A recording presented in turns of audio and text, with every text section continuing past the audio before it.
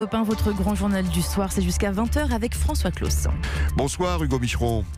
Bonsoir. Vous êtes chercheur à l'ENS, à l'École nationale supérieure, spécialiste des questions qui concernent le Moyen-Orient, et vous achevez une thèse assez inédite qui vous a poussé à rencontrer ces derniers mois, ces dernières années, près de 80 djihadistes en prison, notamment des proches des frères Klein, et vous êtes particulièrement bien placé ce soir sur Europe 1 pour nous éclairer sur le profil très particulier de ces deux frères, dont on ne confirme pas officiellement aujourd'hui la mort, si ce n'est qu'ils ont été ciblés par une frappe d'un drone du côté de Baghouz, à l'est de la Syrie, et que l'un des deux frères, Fabien, serait vraisemblablement décédé. Quand je disais deux profils particuliers, Hugo Micheron, les frères Klein, ça fait près de 20 ans qu'on parle d'eux et qu'on cherche à les faire rentrer dans les mailles du filet. Oui, en fait, dès le début des années 2000, après le 11 septembre 2001, Fabien Klein est une figure prosélyte extrêmement visible. Il ne se cache pas du tout. Ils sont localement désignés comme étant le clan des Belphégor, en référence au voile intégral que portent déjà leurs femmes et leurs sœurs. Et ils vont être extrêmement actifs dans la filière dite d'Artigat, un petit village en Ariège où prêche un prédicateur salafiste très connu localement, l'émir blanc. On va retrouver Fabien Klein à Molenbeek au milieu des années 2000, puis il va être impliqué dans une filière d'acheminement de combattants de djihadistes en Irak en 2006. Donc vous voyez, il y a vraiment une antériorité de leur militantisme. Il jouait à ce moment-là un rôle clé pour le départ vers le djihad en Syrie pour les Occidentaux, français ou belges notamment. Oui, et on retrouve par exemple dans cette filière Sabri Essid, qui n'est rien que moins que le mentor d'un certain Mohamed Merah. Donc on retrouve depuis 15 ans le nom des Klein, si vous voulez, dans à peu près toutes les grandes affaires terroristes liées au djihadisme. Et ce qui est très intéressant, c'est que pour la compréhension du phénomène, c'est que leur itinéraire à travers l'Europe désigne en fait des hauts lieux de ce que vont devenir ensuite les filières de Daesh.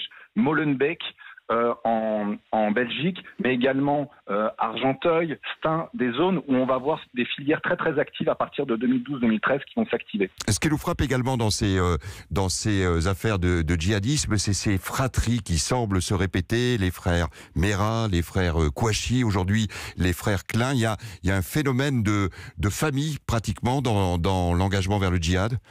Oui, en l'occurrence, pour les Klein, c'est plus qu'une fratrie, vous avez raison de le souligner, c'est une famille puisqu'ils étaient près de 30 sur place. Tous les Klein sont partis de la grand-mère à la petite-fille, en passant par neveux et nièces.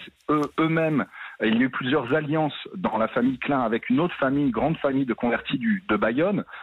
C'est un phénomène qu'on retrouve à Strasbourg. La filière de djihadistes de Strasbourg est aussi très conséquente. On a vu des départs parfois de familles entières, de dizaines de djihadistes qui partaient par vagues répétées, si vous voulez. Donc on a des sortes de dynasties comme ça, djihadistes qui se créent, qu'on retrouve au niveau effectivement parfois à une petite échelle des frères. C'est un phénomène très, très important qui souligne en fait plusieurs choses. Ça souligne à la fois la dimension territorialisée du djihadisme. C'est faux de croire de dire que le djihadisme touche n'importe qui, n'importe où. Si vous voulez, il y a une présence locale d'acteurs qui localement vont être actifs pour recruter autour d'eux, dans leur entourage proche en premier lieu, et dès qu'ils arrivent un peu à essaimer, ils vont chercher à élargir les cercles.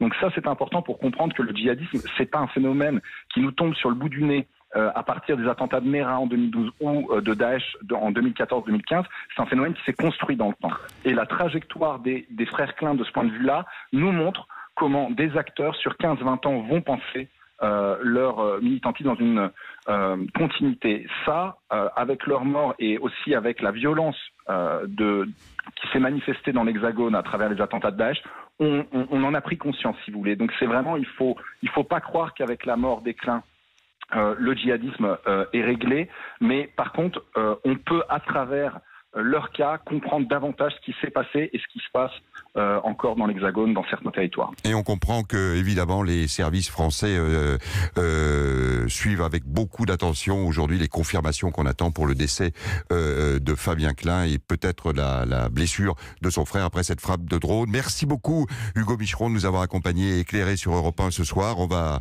attendre votre thèse avec impatience. Bonne soirée à vous. Merci beaucoup. Bonne soirée.